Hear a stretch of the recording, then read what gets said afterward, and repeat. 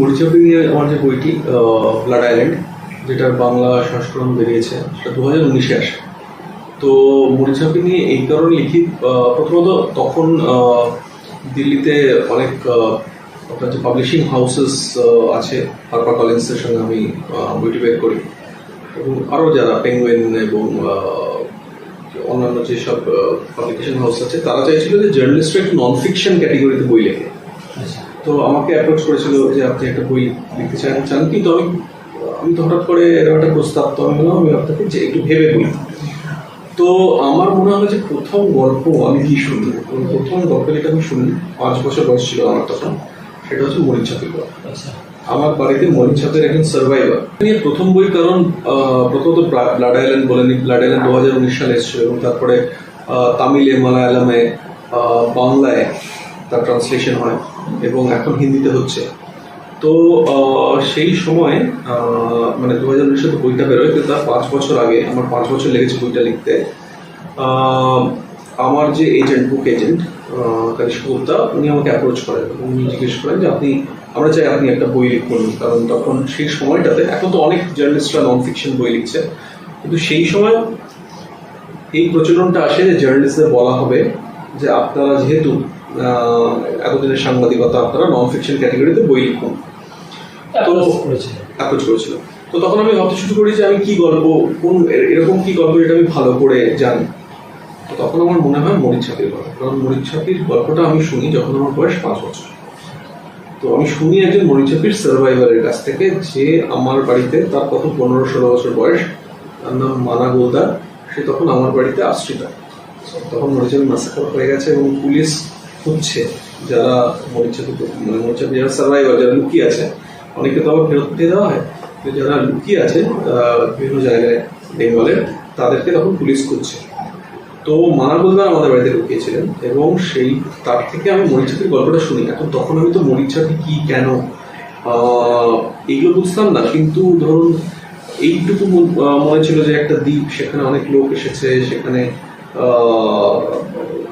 মানে আপনার বসতি হচ্ছে, পুলিশ আসছে, ভাঙচুর করছে, লোক মারা যাচ্ছে, মেয়েদেরকে টেনে নিয়ে যাচ্ছে, এইরকম ঝাপসা মনে ছিল আমার। তারপরে আমি এটা কানেক্ট করি অমিতাভ ঘোষের হাংরি টাইড বইটিতে, যেটাতে মরিচাপি ম্যাসাকার সম্পর্কে লেখা আছে। অমিতাভ ঘোষের হাংরি টাইড যদিও ফিকশনাল ওয়ার্ক, কিন্তু হাংরি টাইডের যে গল্পের যে ব্যাকড্রপ, সেটা হচ্ছে মরিচাপি। তখন আমি একটু পড়াশোনা করি, অনেক মরিচাপি নিয়ে অনেক ভালো কাজ হয়েছে, একাডেমিক কাজ হয়েছে, যেটা আমি ওভার দ্য ইয়ার্স পড়েছি। কিন্তু আমাকে যখন লিখতে বলা হলো একটা বই, তখন আমার মনে হলো যে আমি কি বইটাকে এমনভাবে লিখতে পারি যেখানে, আমি তো একাডেমিক, তো এসে আমি একাডেমিক্যালি ব্যাপারটা দেখতে পারবো না, কিন্তু আমি জার্নালিস্টিক্যালি যদি ব্যাপারটাকে অ্যাপ্রোচ করি। এখন 1978-79 এই ঘটনাটা ঘটেছিল, তো আমার তখন বয়স 4 বছর 5 বছর। তো তখন আমি কিভাবে ফিরে যাবো, ওখানে তো দ্বীপে তো আর কিছু নেই। তখন আমি যে প্রসেসটা নিলাম সেটা হচ্ছে যে, ধরুন যে সার্ভাইভারদের যদি আমি খুঁজে বার করি, ওই ম্যাসাকারের যারা সার্ভাইভার, তাহলে তাদের মুখ থেকে যদি আমি মরিচাপির ঘটনাটা শুনতে পারি, এইভাবে মরিচাপি নিয়ে আমার ইন্টারেস্ট হয়। এবং যখন আমি ঢুকলাম গল্পের মধ্যে, আমি প্রথমে তো মানাকে খুঁজে বার করলাম, মানা কোথায়, কত বছর আগে, হ্যাঁ, একটা চ্যাপ্টারই মানার উপরে।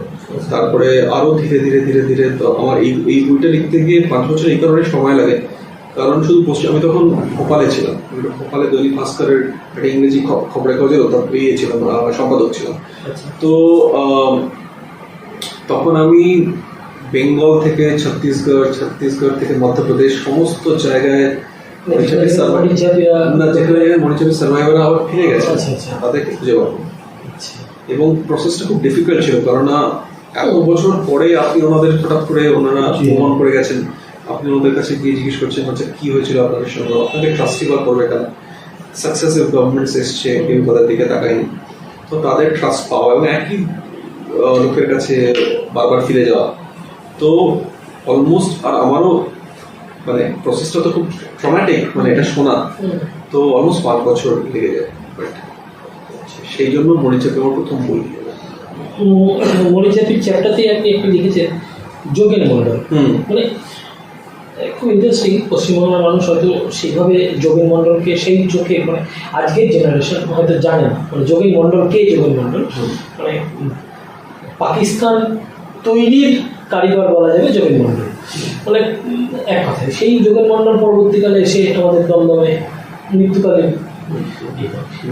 যোগেন মণ্ডলী বা মানে মরিচ্ছাদ থেকে যোগেন মণ্ডল, আপনি যোগেন মণ্ডল কি শিফট করলেন? অ্যাকচুয়ালি যোগেন মণ্ডলের কথা আমি তো মরিচাপির লেখার সময় শুনতে পেয়েছি, কিন্তু যোগেন মণ্ডলকে নিয়ে যে আমি লিখেছি সেটা আমি আমার থার্ড বইয়ে রেখেছি, যেটা আমি প্রফেসর অভিষেক বিশ্বাস, উনি বিদ্যাসাগর কলেজে নিজে পড়ান। অভিষেকের আমি একটা বই লিখেছি বিং হিন্দু ইন বাংলাদেশ, যার বাংলা সংস্করণটা আপনাদের দেবো। তো সেইখানটাতে আমি যোগেন মণ্ডলকে নিয়ে আরো বেশি জানতে পেরেছি, কারণ আমরা এই বইটা লেখার জন্য 2-2.5 বছর বাংলাদেশের ভেতরে ঘুরেছি।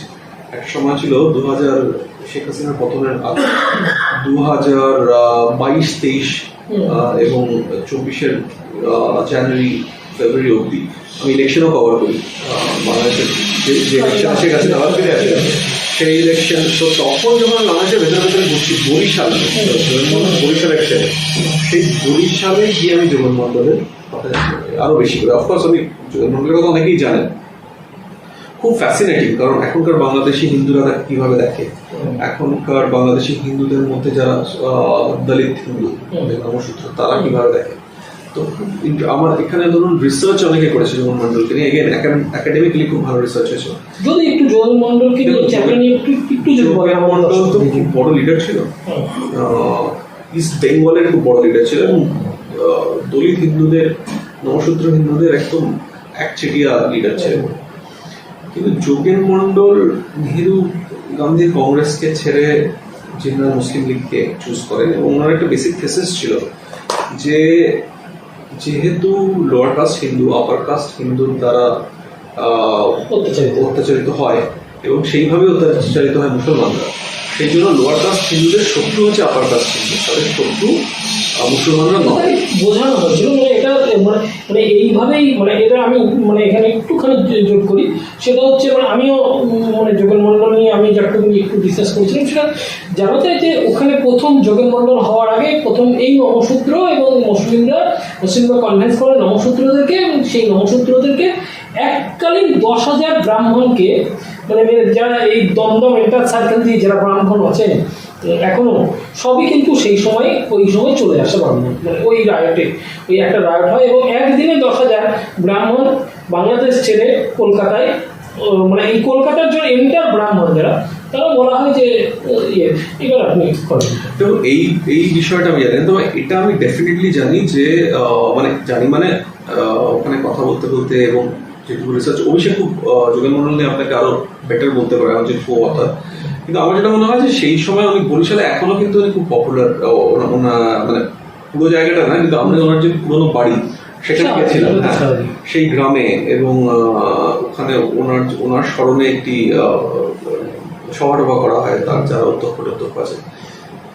কিন্তু খুব ইন্টারেস্টিংলি এখনকার যে হিন্দু দলিত অল্প বয়সী যাদের সঙ্গে আমার কথা হয়েছে, তারা ওনাকে খুব অলমোস্ট হেটই করেন। কারণ তারা বলেন যে তাদের মধ্যে কয়েকজন, এগেন আমি সবার সঙ্গে তো কথা হয় না, কথা বলা সম্ভব নয়, কিন্তু যে কজনের সঙ্গে কথা বলেছি অনেকে কিন্তু আমাকে বলেছে, জয়ন্ত কর্মকার বলে কোনো একজন হিন্দু রাইটস অ্যাক্টিভিস্ট আছে, তো তিনি বলেছেন এই যোগেন মণ্ডলের জন্য পিছিয়ে পড়া হিন্দুরা মানে এখানে থেকে মার খাচ্ছে। কারণ উনি আমাদের কনভিন্স করেছিলেন যে এক সময় না, ওকে না, বয়স অল্প, ওর ঠাকুরদাদাকে এবং সেই সম্প্রদায়ের অন্যান্য লোকেদেরকে সেই সময় যে তোমরা ছেড়ে যাও না, তোমাদের ন্যাশনাল এনিমি হচ্ছে মুসলিমরা। কিন্তু ইস্ট পাকিস্তান যখন হয়ে গেল পার্টিশনের পরে, ইস্ট পাকিস্তান হলো, তখন তো খুব অদ্ভুত একটা পরিস্থিতি হলো। তখন কিন্তু দলিত হিন্দুদেরকে শুধু হিন্দু হিসেবে দেখা হলো, তখন কিন্তু তারা আলাদা করে ক্যাটেগরিতে যে নমসূত্র হিন্দু এবং তাদের কমন এনিমি মুসলমানদের, আর লোয়ার কাস্ট হিন্দুদের কমন এনিমি হচ্ছে আপার কাস্ট হিন্দু, এই ন্যারেটিভটার জন্য তখন যারা মার খেতে শুরু করলো, সেই মার এখনো খেয়ে চলেছে। তো যোগেন মণ্ডল তো আপনি জানেন, তো যোগেন মণ্ডল নিজেই তো অলমোস্ট রেজিগনেশন দিয়ে, সেই বিখ্যাত রেজিগনেশন লেটার দিয়ে এপারে চলে আসেন। কিন্তু উনি তো চলে আসেন এবং তারপরে মজার ব্যাপার, ওইখানে একটা মজার ব্যাপার মানে খুব ইন্টারেস্টিং বিষয়, সেটা হচ্ছে এই যে আজকের যারা শেখ হাসিনার বাবা, মানে এনাকে সেকুলার ভাবে লোকে বঙ্গবন্ধু, এই বঙ্গবন্ধু যোগেন মণ্ডল এই বঙ্গবন্ধু মানে ভারতকে ভাগ করে পাকিস্তান তৈরি করবার প্রথম কারিগরি হচ্ছে এই বঙ্গবন্ধু। এই বঙ্গবন্ধু প্রথম আন্দোলনটাই শুরু করেছিল বঙ্গবন্ধু। মানে আমরা দ্বিজাতি তত্ত্বের যে ভাগ, পাকিস্তান থেকে কিন্তু বঙ্গবন্ধু মানে পাকিস্তানকে মানে আমার দ্বিজাতি তত্ত্বের হিসাবে ভাগ করা হবে, এটা আওয়াজটা ওঠেনি। এটা ভুল ন্যারেটিভ। ন্যারেটিভ হচ্ছে বাংলাদেশ থেকে প্রথম উঠেছিল। মানে মানে তখন এই যোগেন মন্ডলকে কনভিন্স করার দায়িত্ব এবং বঙ্গবন্ধুরা নিয়েছিল যে দলিত যারা হিন্দু, এখনো দেখবেন কিছু ন্যারেটিভ তৈরি করা হয়, দেখবেন এটা কমিউনিজমের একটা পার্ট বলা হয় যে দলিত যারা হিন্দু তারা আলাদা, হিন্দুদের থেকে আলাদা। আদিবাসী হিন্দু আজকে উড়িষ্যাতে মারা যাচ্ছে যারা মাওবাদী, ঠিক কমিউনিস্ট এরকম হবে যে তোমাদের আইডেন্টিটি আলাদা, তুমি আলাদা, তুমি এরকম ভাবে আলাদা, মানে যাই হোক এইভাবে করেই এটা করেছে। তো সেখানে প্রশ্ন যাবে যে যোগেন মন্ডল, যে আজকের যোগেন মন্ডল, মানে আজকের যোগেন মন্ডল আর আগামী দিনের যোগেন মন্ডল, এটাকে আপনি কিভাবে দেখেন? এবং এখানটাতে আমি আপনার সামনে একটু দ্বিমত প্রকাশ করি। এই কারণে বলি যে আপনি যদি বলেন যে যোগেন মন্ডলকে কেউ কনভিন্স করেছেন এবং যোগেন মন্ডল কনভিন্স হয়ে গেছেন, তাহলে সেটা তার উইকনেস। কারণ উনি যে এত বড় লিডার ছিলেন, হ্যাঁ ডেফিনেটলি উনি যেটা বুঝেছিলেন সেটা পরবর্তীকালে উনি বুঝেছিলেন যেটা ভুল বুঝেছি। কিন্তু এখানে যদি কেউ ভিলেন থাকেন তাহলে উনি নিজে, কেননা আপনাকে কে কি বোঝালো আপনাকেও তো বুঝতে হবে। তো আপনি এত বড় লিডার, আপনি যদি নিজেই বুঝতে না পারেন। এবং আমার পয়েন্টটা অন্য, উনি তো নিজে বিশাল একটা ভুল করলেন এবং উনি নিজেই সেই ভুল স্বীকার করে রেজিগনেশন লেটার দিয়ে ফিরে এলেন, মানে এপারে চলে এলেন, এপারে থেকেই উনি পাঠিয়েছিলেন।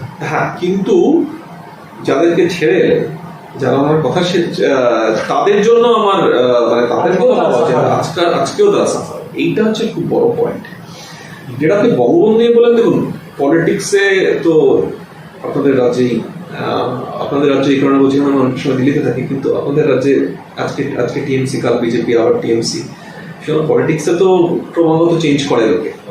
অনেক সময় সেটা স্বার্থের জন্য করে, অনেক সময় তো ইডিওলজিক্যালিও লোকে ইভলভ করে।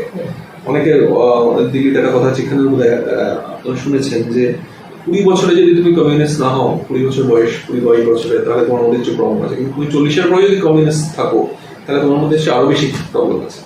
তো এটা দিল্লিতে খুব বলা আছে যে 20-22 বছর বয়সে যদি আপনি কমিউনিস্ট না হন, আপনার মধ্যে ডেফিনেটলি কোনো প্রবলেম আছে। কারণ আপনার মধ্যে আইডিয়ালিজম নেই, রোমান্টিসিজম নেই, আপনি কবিতা পড়ছেন না।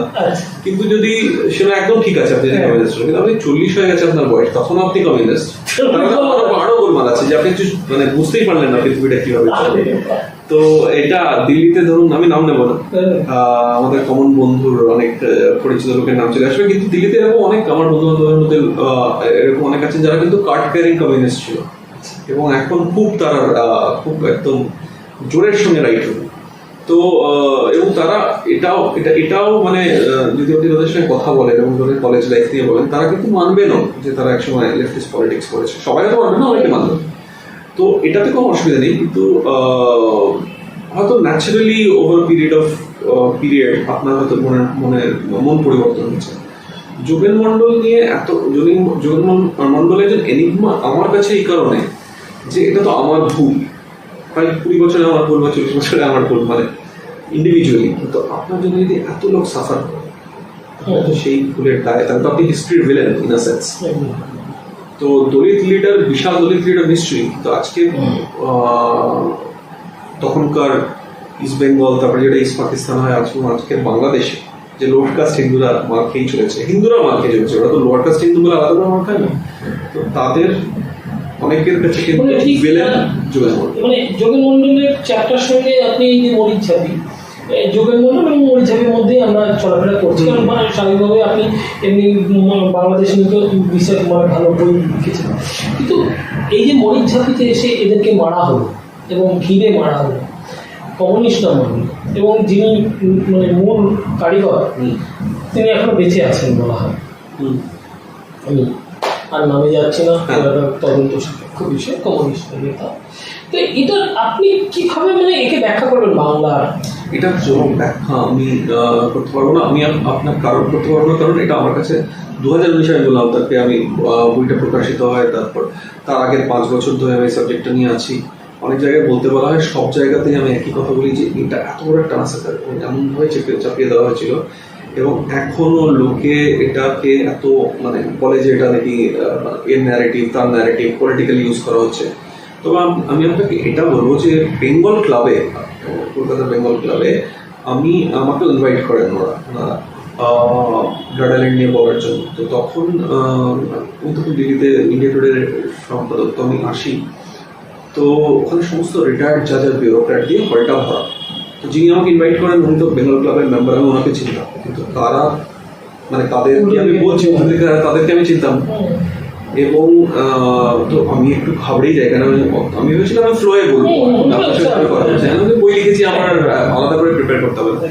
দেখুন ক্যালকাটা হাইকোর্টের রিটায়ার্ড জাজ, ধরুন কেউ খুব সিনিয়র আইএস রিটায়ার করেছেন, এরকম লোকেদের সঙ্গে যখন আপনি বলছেন, এবং তাদের মধ্যে আমি যখন স্টেজে উঠছি তখন একজন আমায় বললেন যে আমি কিন্তু এই ঘটনাটা জানি, কারণ আমি তখন পশ্চিমবঙ্গে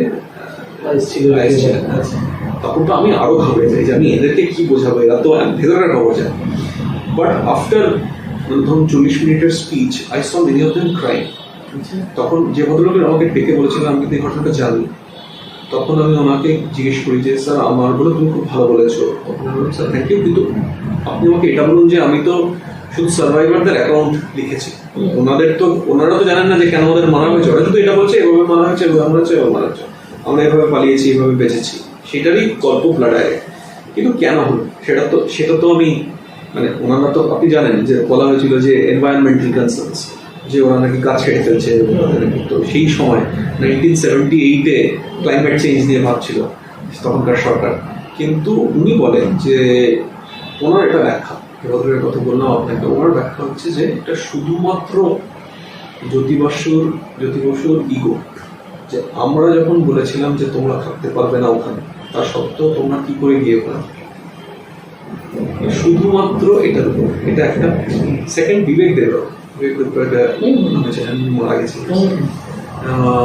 প্রাইম মিনিস্টার্স ইকোনমিক কাউন্সিলের উনি আমার বইটা লঞ্চ করেছিলেন, উনি 2019-এ লঞ্চ করেছিলেন, এবং আমার সেটা প্রথম public speech as a writer. তো আমি তো বলতেই পারিনি ঠিক করে, ফর্মুল করছিলাম, কিন্তু উনি খুব ভালো বলেন, এবং উনি বলেন যে উনি আমাকে থ্যাঙ্কস জানিয়ে বলেন যে দীপ, এটা তুমি লিখেছো, এটা আমার অনেকদিন ধরে লেখার ইচ্ছা ছিল, কিন্তু আমি কোনো মতো ঘুরে সার্ভাইভারদের পাইনি।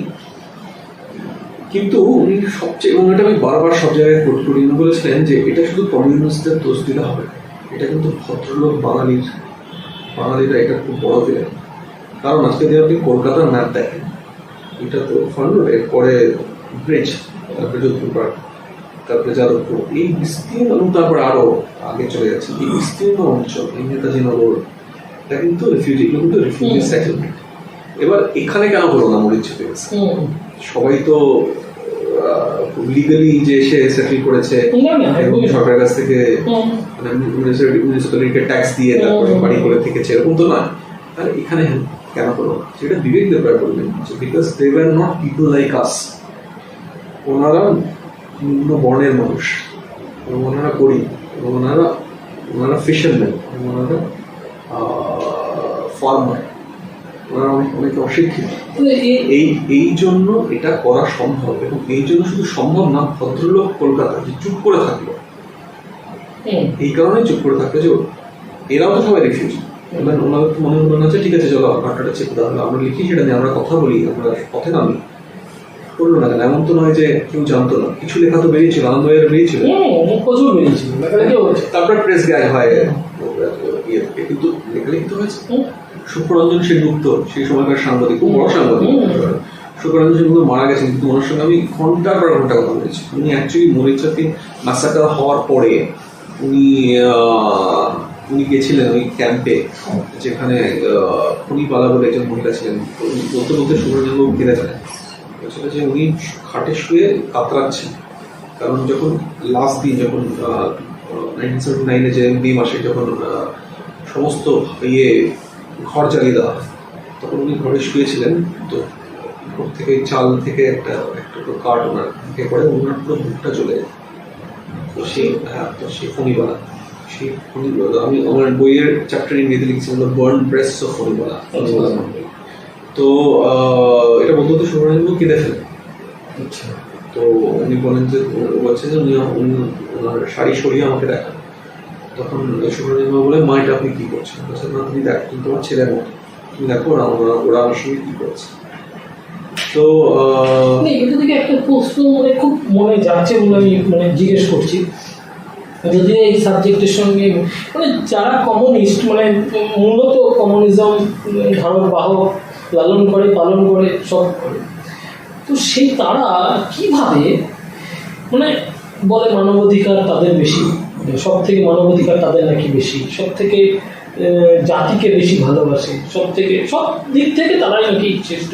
সেই শ্রেষ্ঠ একটা ইডিওলজি তারা মারছে নিহত্যা সাধারণ আমি বইয়ের নামটা মনে নেই, সেটা একটা বই দেখছিলাম, এটা দ্বিচারিত নয়, হ্যাঁ দ্বিচারিত, হিন্দুত্বের শিকার নারী, হ্যাঁ এরকম একটা বই বেরিয়েছে। তো আমি বইটা দেখে হাসছিলাম যে বইয়ের কভার দেখে, দেখুন যে কোনো স্টেটে, যে কোনো পলিটিক্যাল পার্টির আন্ডারে বা যে কোনো সময় যে কোনো অত্যাচার নিয়ে কথা বলা উচিত এবং খুব দৃঢ়ভাবে কথা বলা উচিত। কিন্তু যারা এরকম একটা ম্যাসাকার করেছে তারা দেখুন অন্যদের দিকে আঙুল বলে, এবং এই ম্যাসাকারটা কিন্তু এখনো, আপনি উইকিপিডিয়াতে যান, এখনো বলে যে 7-8 জন মারা গেছে। না, ওদের যে দ্বিচারিতা আছে সেটা সবাই এখন এই জেনারেশন মানুষ খুব ভালো করে, যে দেখবেন গোল গোল করে কথা বলে, এই জেনারেশন মানুষ খুব ছেলে মেয়েরা সব খুব ভালো করে বুঝে গেছে। কারণ এরা দেখুন যে কোনো হিন্দু রায়টরা হিন্দু মুসলিম সংঘর্ষ খুবই বাজে, সেটা করার খুব ভালো। কিন্তু যখন কোনো জায়গায় স্পেসিফিক হিন্দুদের উপরে আক্রমণ হয়, তখন কিন্তু পুরো চুপ। যদি কখনো গাজায় বা আফগানিস্তানে বোমা পড়ে, এখানে এরা আন্দোলন করে, এরা ধরুন এত হিন্দু মুসলিম হিন্দুরা আক্রান্ত হচ্ছে বিভিন্ন জায়গায়, এরা গুজরাট নিয়ে বলবে, কিন্তু কখনো এদের এত দ্বিচারিতা। আমি একটা মোহাম্মদ সেলিমের একটা কোট করছি, মোহাম্মদ সেলিমের কিছুদিন আগে একটা প্রেস কনফারেন্স দেখছিলাম হোলির সময়, উনি বলছিলেন যে বিভিন্ন জায়গায় মুসলিমরা আক্রান্ত, যদি এখানকার বিরোধী দলনেতা মুসলিমদেরকে ছুঁড়ে ফেলবে বলেছেন এইসব সদস্যদের। তো তখন উনি বলছেন যে যদি এই করে তাহলে আমরা গণ এফআইআর করবো। কিন্তু সেখানে যেমন হুমায়ুন কবির বলছেন, স্পেসিফিক বলছেন 70% কেটে তার বিরুদ্ধে কোনো রকম কথা বলছে, এটা একটা ব্যালেন্স করে চলা, দ্বিচারিতা বলে। তো এটা আছে কমিউনিস্টদের, এটা আগাগোড়াই কমিউনিস্টদের। কিন্তু এখন প্রশ্ন হচ্ছে, এখানে আরো একটা আপনি আপনার সাক্ষাৎকার নিয়েছেন যে সেখানে ওই তৃণমূলের একজন এমএলএ কলাগড়ের মনোরঞ্জন ব্যাপারী সাধারণত পরিষ্কার কথা বলার লোক এবং খুব ভয়েস রেস করার ব্যক্তিত্ব, এবং উনি খুবই ভালো, বইও লিখেছেন প্রচুর। তো উনি আপনার বইয়ে দেখলাম যে একটা জিনিস আছে, একদম স্ল্যাং ইউজ করেছেন, ভাষা আমি সেটা বলছি না।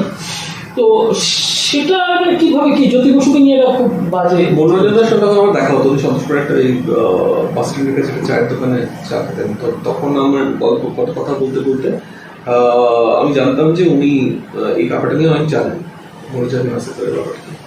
তখন উনি ডিটেলে আমাকে বললেন মনোরঞ্জন ব্যাপারের ব্যাপারে চ্যাপ্টারও আছে, এবং অবভিয়াসলি উনি জানেন কারণ উনি প্রত্যক্ষদর্শী। তো উনি বলতে অবভিয়াসলি যেমন আমরা কথা বলছি খুব ইমোশনাল হয়ে, এবং আমি জিজ্ঞেস করি যে আপনি মনে চব্বিশ ভিলেন কি? তখন উনি ডিরেক্টলি বলেন, যেরকম বললেন উনি স্পষ্ট বক্তা, এবং উনি জ্যোতিবাবুর নাম, এবং নাম নেওয়ার পরে যেটি আপনি বলছেন সেই কথাটি বলেন। আমি যখন বই লিখে দিই, তো ওটা নিয়ে যখন পাবলিশারের সঙ্গে আমার অনেক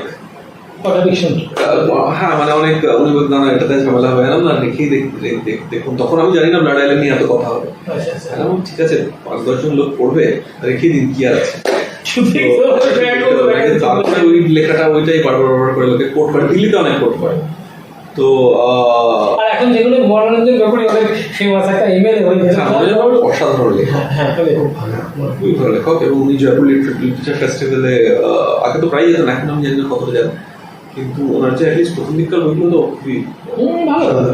এখনো আমি যে রাগ ওনার হ্যাঁ, ওনার বাংলা এবং বাঙালির প্রতি ভালোবাসা, আমাদেরকে ইন্টারভিউ দিয়েছেন কিছুদিন আগে, মানে বাংলার জাতীয় সঙ্গীত, বাংলার পতাকা এসব নিয়ে বলেন উনি। ওনার মন থেকে যেটা আসে উনি বলেন, উনি খুব ভয়েস রেজ করেন এবং উনি রাজনৈতিক দলের সঙ্গে খাপ খাইয়ে উঠতে পারেন না, কারণ রাজনৈতিক ব্যক্তিত্ব নয়, উনি একটা সাহিত্যিক ব্যক্তিত্ব এবং ভালো। কিন্তু সেখানে আমার প্রশ্ন হচ্ছে যে এই যে কমিউনিস্ট, আপনি মানে আমি আর দীর্ঘায়ন করবো না, বিষয়টাকে আমরা এখানেই ক্লোজ করবো। তার আগে একটা প্রশ্ন, সেটা হচ্ছে যে এই যে কমিউনিস্টদের এই যে বিচার এবং বিচারিতা, এইটার উপরে আপনি এত মানে খুব ঘনভাবে খুব ডিপলি দেখেছেন, এবং পাশাপাশি আপনি হিন্দুদের উপরে অত্যাচার, বাংলাদেশের হিন্দুদের উপরে অত্যাচার এবং সার্বিক সারা ভারতবর্ষের একটা চিত্র। তো এখান থেকে কনক্লুজ মানে একদম শেষ পর্যায়ে এসে আপনি কি বলতে চাইছেন? যে আমাকে তো, আমি প্রিন্টের জন্য লিখি, তো আমি তো বাংলাদেশ নিয়ে রেগুলারলি লিখি। তো বাংলাদেশের একজন, আমি নাম নিচ্ছি না কারণ আমার পারমিশন নেওয়া হয়নি, কিন্তু আমি হয়তো কোনো লেখায় ওনার কথা লিখবো। উনি আমেরিকার একটা ইউনিভার্সিটির হেড অফ দ্য ডিপার্টমেন্টে। তো ওনার সঙ্গে উনি বাংলাদেশি হিন্দু। হ্যাঁ, আমেরিকা থাকে। উনি বাংলাদেশি হিন্দু।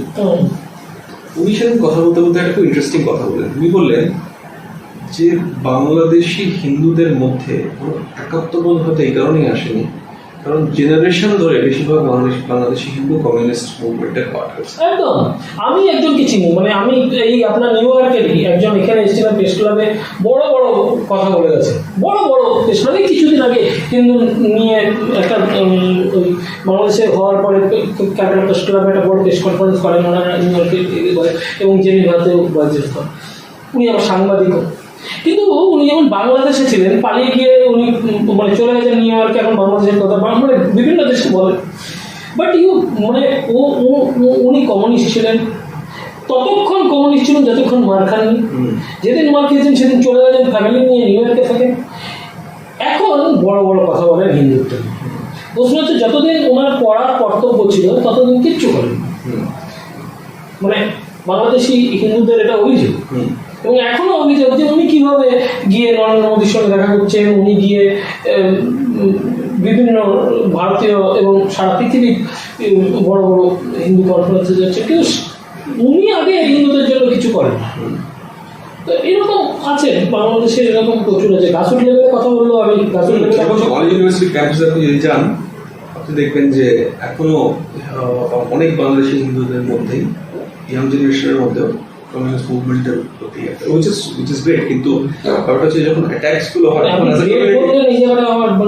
আমার দেখুন, আমি নিজে বিশ্বাস করি আপনি কে কি করবে সেটা তার উপরে, আমি যেটা দেখছি সেটা নিয়ে লিখতে পারি, কে কি করবে সেটা কমপ্লিটলি যেমন যোগেন মন্ডলকে নিশ্চয়ই, তখন আমি আপনাকে বললাম যে যোগেন মন্ডল, তাহলে আপনি যদি বলেন যে যোগেন মন্ডলকে ভুল বোঝানো হয়েছিল, তাহলে তার মানে অত বড় লিডার যদি ভুল বোঝানো হয় তাকে তার ইন্টেলেক্ট নিয়ে, তার ইন্টেলিজেন্স নিয়ে তো প্রশ্ন করা উচিত। প্রত্যেকের নিজের ডিরেকশন আছে লাইফে, তো আপনি যে পথটা চুজ করবেন আপনাকে তার প্লাস মাইনাস দুটোই নিতে হবে। তো যোগেন মন্ডল যদি ভুল পথে চালিত হয়ে থাকেন, নিশ্চয়ই তার দায়িত্ব তো ওনাকে নিজেকেও নিতে হবে এবং হয়েওছে, এবং almost he died an unsung hero না, যা ছিলেন উনি এবং যেভাবে মারা গেলেন। হ্যাঁ, তো সেই জন্যই বলি যে এটা তো চয়েস, কে কি করবে। তবে হ্যাঁ, আপনি একটা প্যাটার্ন খুঁজে পান, একই ঘটনা এরকম বারবার হয়, তখন আপনি একটা প্যাটার্ন দেখতে পান, সেটা নিয়ে আমরা সাংবাদিকদের এটুকুই কাজ যে সেই প্যাটার্নটা নিয়ে আপনি কথা বলেন।